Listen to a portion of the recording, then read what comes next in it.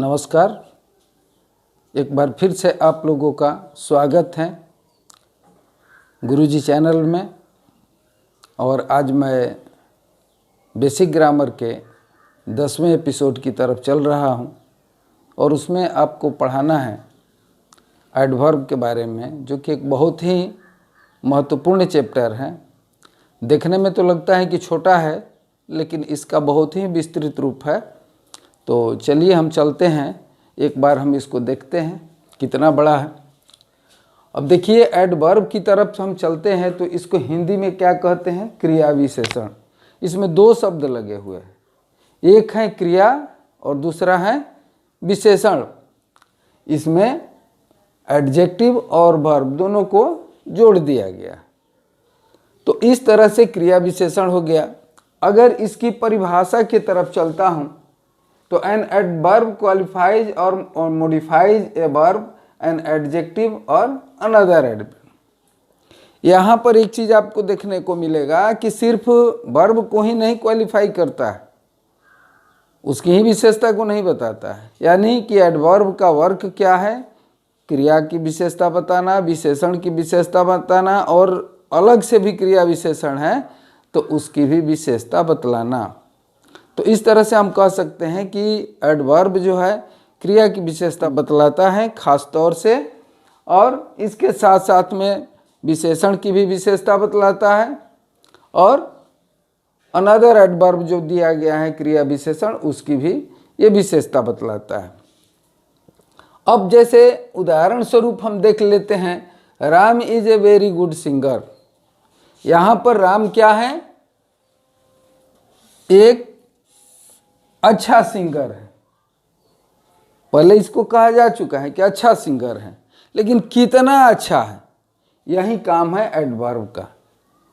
Very good यानी very जो लगा है वह इसकी विशेषता को भी विशेष बना देता है कि बहुत ही अच्छा गायक है। दूसरा है राधा विल कम सून। राधा आएगी, लेकिन कब आएगी? कम सून, जल्द ही आएगी। तो यहाँ पर सून जो है ये क्या करता है? उस क्रिया की विशेषता को बताता है। एक और उदाहरण से हम देखते हैं, दिस प्लेयर रन स्लोली। यह खिलाड़ी दौड़ता है, लेकिन कैसे दौड़ता है? स्लोली दौड़ता है। यहीं वो फास्ट भी दौड़ सकता है। तो ऐसे सब जहाँ पर शब्द लगे हैं यही क्रिया की विशेषता बतलाते हैं। अब हम क्रिया विशेषण के बारे में कुछ विस्तृत से जब जानेंगे तो उसके भेदों पर जाएंगे, क्योंकि ये अलग अलग तरह से आपको यहाँ पर लग गया गुड, वेरी गुड सिंगर हो गया, यहाँ पर कम के बाद सुन लग गया, यहाँ पर रन के बाद स्लोली लग गया, और लेट के पहले टू लग गया। ये सब क्रिया विशेषण के आपके उदाहरण हो गए।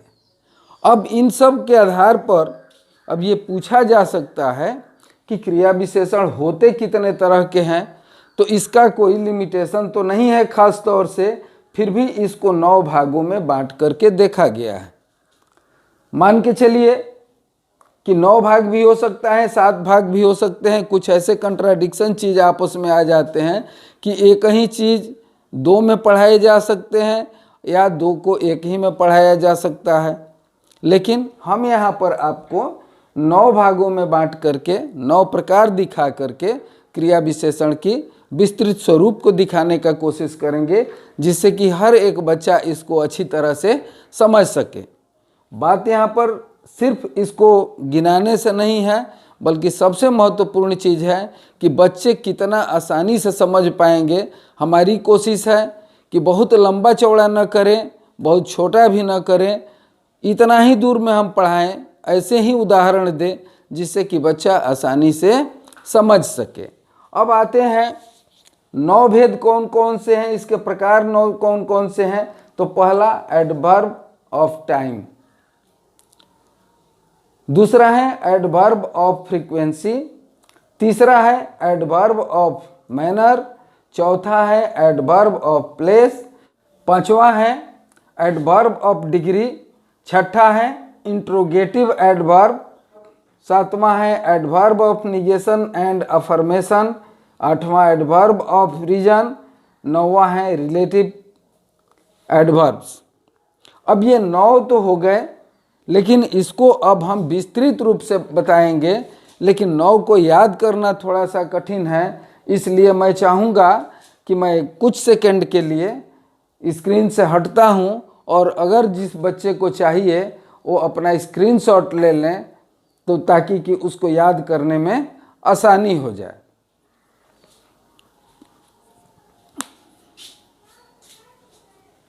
अब हम एक एक करके बताते हैं इसके प्रत्येक जो भी इसके प्रकार हैं। जैसे पहला है एडवर्ब ऑफ टाइम। अब इसका परिभाषा हम इस तरह से कर सकते हैं कि adverb of time denotes the time of an action, यानी जो काम करने का समय है वह कैसे है उसको बताना है। जैसे में today, tomorrow, yesterday, now, before, daily, ये सब है कि हम काम कैसे करते हैं। एडवर्ब ऑफ टाइम का मतलब क्या है कि denotes the time of an action, कब ये कार्य किया गया या कब ये कार्य किया जा रहा है। तो उसमें है, जैसे एग्जाम्पल में आप देख सकते हैं, यू मे कम नाउ, आप अभी आ सकते हैं, आप आ सकते हैं, लेकिन कब? नाउ, अभी आ सकते हैं। We have not seen you before, हम लोग आज के पहले या इसके पहले आपको नहीं देखे हैं। यू रीड न्यूज़पेपर डेली, आप प्रतिदिन अखबार पढ़ते हैं। इसमें टाइम को दर्शाया गया है कि कब कब, यहाँ पर नाउ हो गया, यहाँ पर बिफोर हो गया, यहाँ पर डेली हो गया।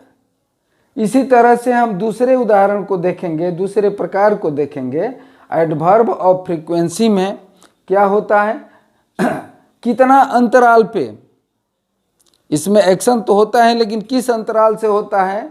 एग्जाम्पल देख लेते हैं। ही विजिट्स मी वंस डेली, यानी मेरे यहाँ कब वो आता है? प्रतिदिन। वंस डेली, एक बार तो जरूर आ जाता है।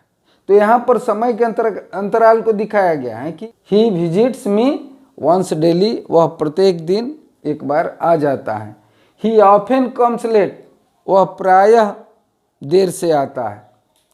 डोंट अब्यूज अगेन, दोबारा गाली मत देना। यू केम हियर ट्वाइस, आप 2 बार आते हैं, यहाँ जब भी आते हैं 2 बार आते हैं। तो इसमें आप डेली देख रहे हैं, लेट देख रहे हैं, अगेन देख रहे हैं और ट्वाइस देख रहे हैं। तो ये काम करने का एक समय का अंतराल दिया गया है कि नहीं, आप कैसे ये एक्शन करते हैं, इस चीज़ को इसमें दर्शाया गया है। बहुत लंबी चौड़ी इसमें कहानी नहीं कही जाएगी, क्योंकि बहुत इसको बृहद करने पर समझने में दिक्कत होगी। इसके उदाहरण से ही आप लोग समझ लीजिए कि क्या है। आगे चल करके जब ये पूरी कहानी शुरू से हो जाएगी, तब फिर आप लोग को विस्तृत में भी इसका अलग से वीडियो दिया जाएगा। लेकिन फिलहाल जो है आप उदाहरण से इसको समझ सकते हैं। हम तीसरा देखेंगे एडवर्ब ऑफ मैनर। इसका डेफिनेशन इस तरह से किया जा सकता है कि adverb of manner indicates how or in what manner an action is done, किस तरह से किया गया है। Example, he works hard, you played well, आप खेलते हैं, कैसे? अच्छी तरह से। ही रन्स फास्ट, वह दौड़ता है, किस तरह से? तेजी से दौड़ता है। You entered into the room slowly, आप कमरे में धीरे धीरे प्रवेश कर रहे हैं, करते थे। अब देखिए चौथा इसी तरह से एडवर्ब ऑफ प्लेस में। इसके एग्जाम्पल में आप देख सकते हैं कि जिस वाक्य में here, there, near, up, down ये एक्शन में जोड़ा होता है, तो उसको क्या कहते हैं? एडवर्ब ऑफ प्लेस कहते हैं। और उसी तरह से आप चलते हैं एडवर्ब ऑफ डिग्री में, तो उसके सेंटेंस में very, much, enough, too, quite, इस तरह के चीज़ों का जहाँ पर प्रयोग किया रहता है उसको एडवर्ब ऑफ डिग्री कहते हैं।